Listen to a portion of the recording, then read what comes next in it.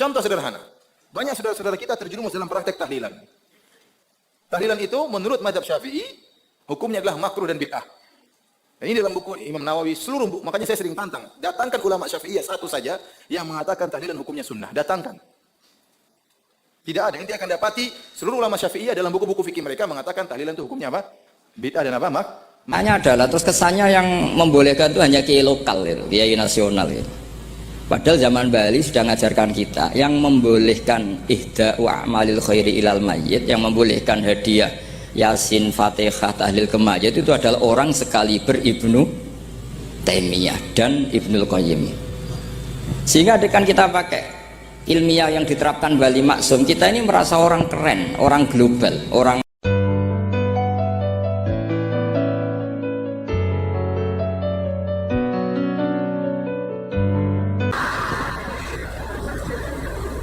ini ngendikane beliau tentang meminimalkan konflik.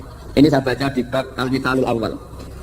Jawazu hibati thawabil qiraah wa shadaqah lil mayyit wa usuli thawabil qiraah wa a'malil birril mayyit. Kita berkeyakinan bahwa yasinan tahlilan itu sampai ke mayit. Itu boleh kita hadiahkan dan sampai ke mayit. Kata Bali Maksum, wa huwa min masailil furu' al-khilafiyah. Fala yajuzu bi sya'nihi itharatul fitan wal jidal wal inkar. Alal qail wal amili bihi wala alal mukhalif. Ini dari awal masalah khilafiyah. Sehingga nggak perlu jadi konflik yang berkelanjutan, baik kita menuntut yang melakukan itu atau menuntut yang menentang itu. Karena dari awal ini masalah furu'iyah. Sing nglakoni nggih monggo, sing nentang nggih napa? Monggo. Selama ini kan kita yang melakukan memaksa orang lain menerima, yang menentang memaksa orang lain menghentikan. Ini tidak fair kata Bali. Kata beliau itu nggak fair. Wala yang bagi ayaku abenahuma mala yang bagi wukuhu benal akhwaini muslimaini. Kata beliau, wala in kana lil mani mustanadun. Fa inna li ghairihi mustanadan kadzalik. Kalau yang melarang tahlilan, melarang yasinan dikirimkan ke mayit itu punya mustanad, punya sanad. Yang bagi yang membolehkan juga punya sanad. Kalau ada kiai yang kalau pidato nangis itu sanadnya banyak dan benar. Tapi yang uraan kayak Pak Duta Besar juga banyak. Semuanya ada sanad. Jadi kata beliau sederhana saja, kalau al-maniun, orang yang menolak itu punya sanad, kita yang membolehkan juga punya sanad. Tapi kata beliau dengan enteng, dengan ceria, ini masalah furu'iyah. Nggak perlu jadi itharatul fitan wal jidal wal khisam, kata beliau, nggak perlu jadi perdebatan. Makanya pesan saya sama santri-santri kerap ya, sebetulnya masalah kita ini tercerabut dari ilmu.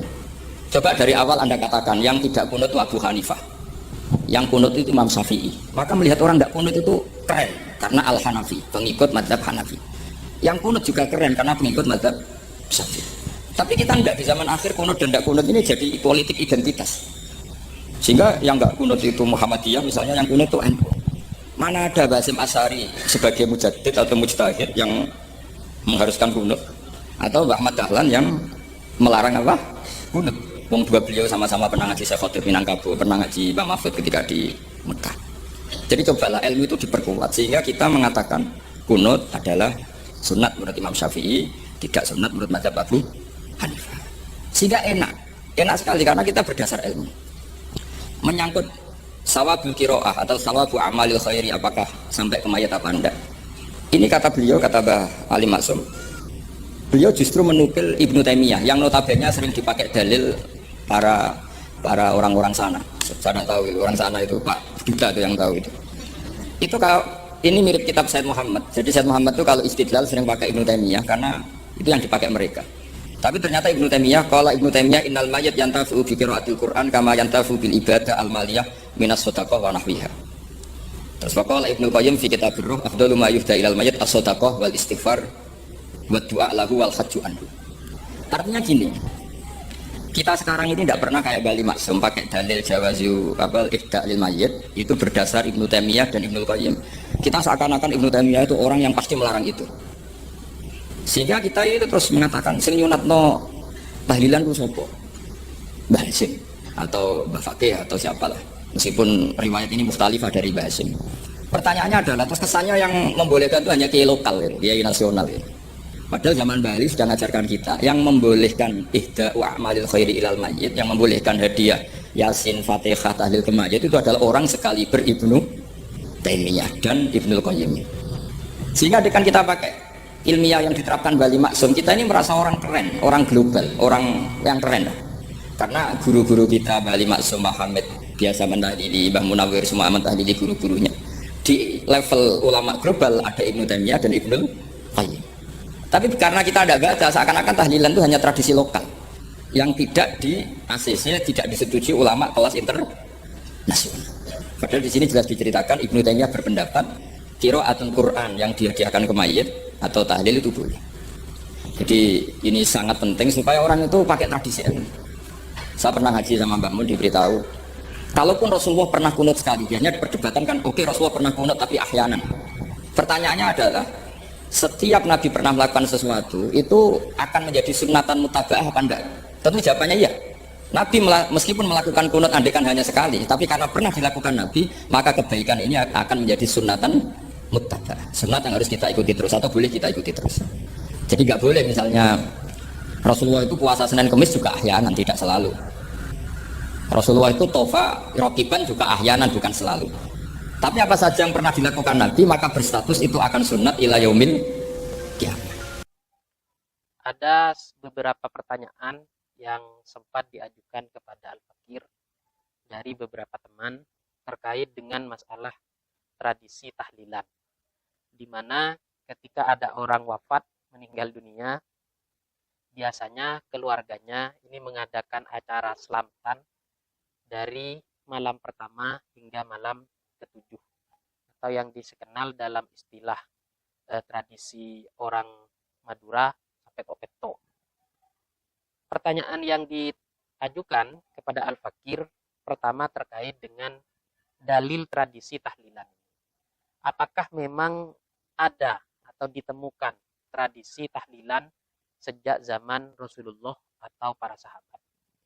Dalam hadis-hadis yang dijelaskan oleh para ulama, kita tidak menemukan secara khusus dalil yang menunjukkan adanya tradisi tahlilan secara khusus.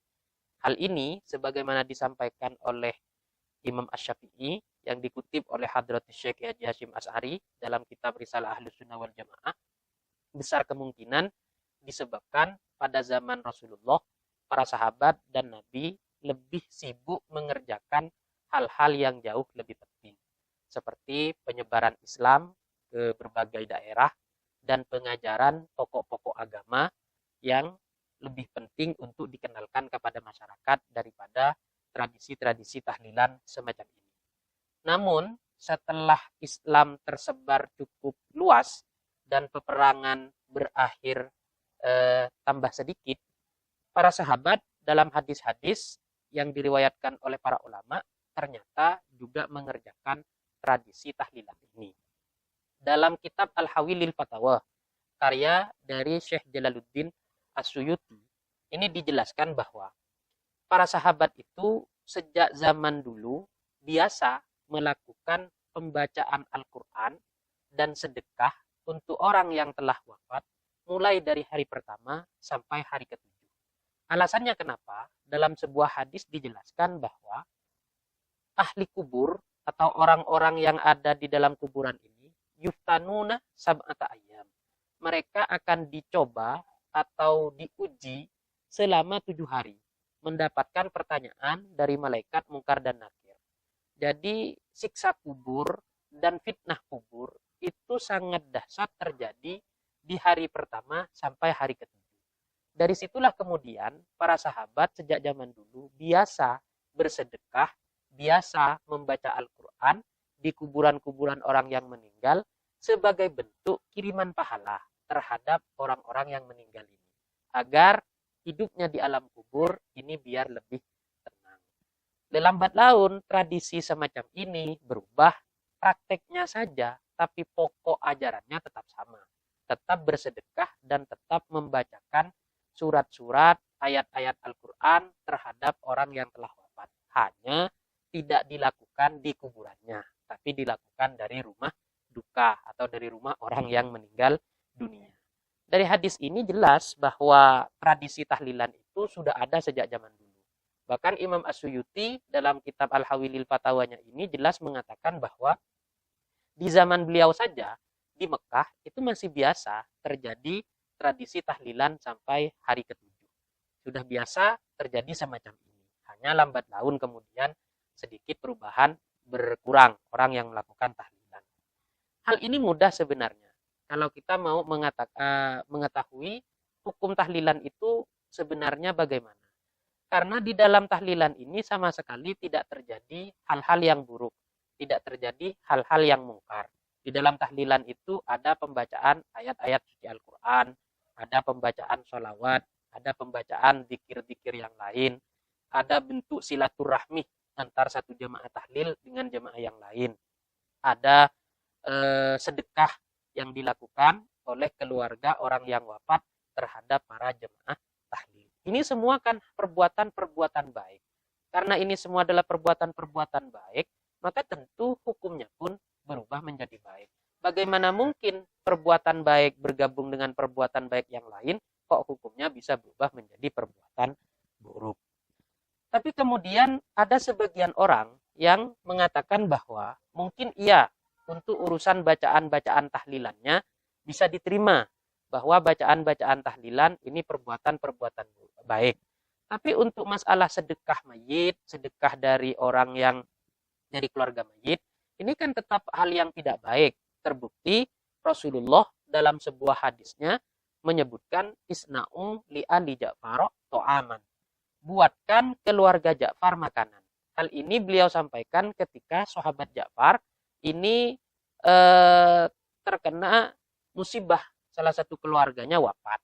Nah ini ternyata para tetangganya yang diminta oleh Rasulullah untuk membuatkan suguhan terhadap keluarga Ja'far. Bukan keluarga Ja'far membuat suguhan untuk para tetangganya. Nah praktek yang ada dalam tahlilan kan justru keluarga mayit yang sibuk membuat makanan bagi para jemaah tahlil.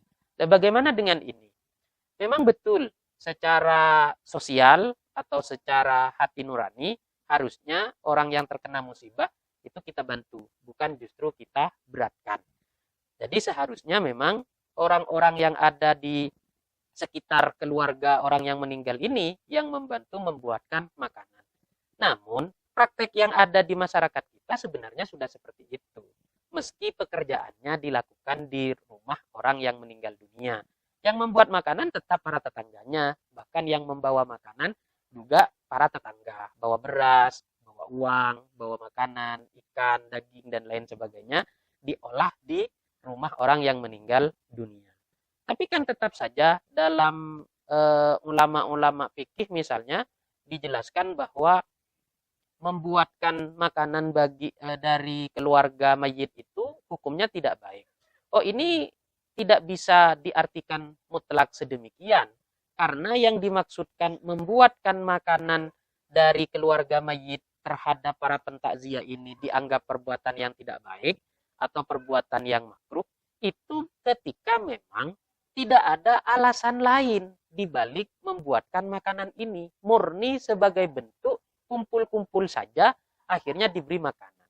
Nah, perbuatan yang semacam ini oleh para ulama kita dianggap bagian dari niyahah atau bagian dari meratapi mayit. Kalau tujuannya adalah mensedekahkan bagi mayit, membuat makanan karena orang-orang yang hadir mendoakan mayit, membacakan ayat-ayat suci untuk mayit, pahalanya dihadiahkan untuk mayit, kok mereka kemudian diberi makanan atas perbuatan ini? Maka ini oleh para ulama dihukumi tidak masalah, tidak apa-apa, tidak berhukum makruh. Hal ini ditegaskan di dalam kitab Al-Fawaqihud Dawani. Disebutkan dalam kitab Al-Fawaqihud Dawani ini begini. Wa amma ma yasna'uhu aqaribul mayyit minat ta'am wa jam'in nasi alaihi fa in kana li qira'ati Qur'anin wa nahwiha mimma yurja khairuhu lil mayyit fala ba'sa bihi. Adapun membuatkan makanan yang dilakukan oleh keluarga mayit dan mengumpulkan orang-orang untuk memakan makanan-makanan tersebut, jika membuat makanan ini bertujuan karena mereka yang kumpul-kumpul ini baca Quran atau baca-bacaan yang lain dari perbuatan-perbuatan yang diharapkan menambah kebaikan kepada mayit, maka perbuatan ini tidak masalah, tidak apa-apa. Jadi sebenarnya tradisi yang ada di masyarakat kita itu bukan niyahah atau bukan yang dimakruhkan seperti yang disebutkan di dalam kitab-kitab pada biasanya.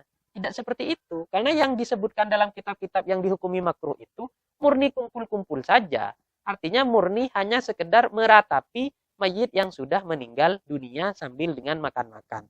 Prakteknya kan makan-makannya di masyarakat ini ada setelah bacaan-bacaan Quran, setelah bacaan-bacaan tahlilan. Nah, perbuatan-perbuatan semacam ini sah-sah saja untuk dilakukan, sama sekali tidak berhukum makruh karena memang bermanfaat bagi para mayit, orang-orang yang telah wafat. Kembali kepada dalil yang tadi, para sahabat pun sejak zaman dulu sudah biasa melakukan bacaan Al-Quran dan sedekah atas nama mayit.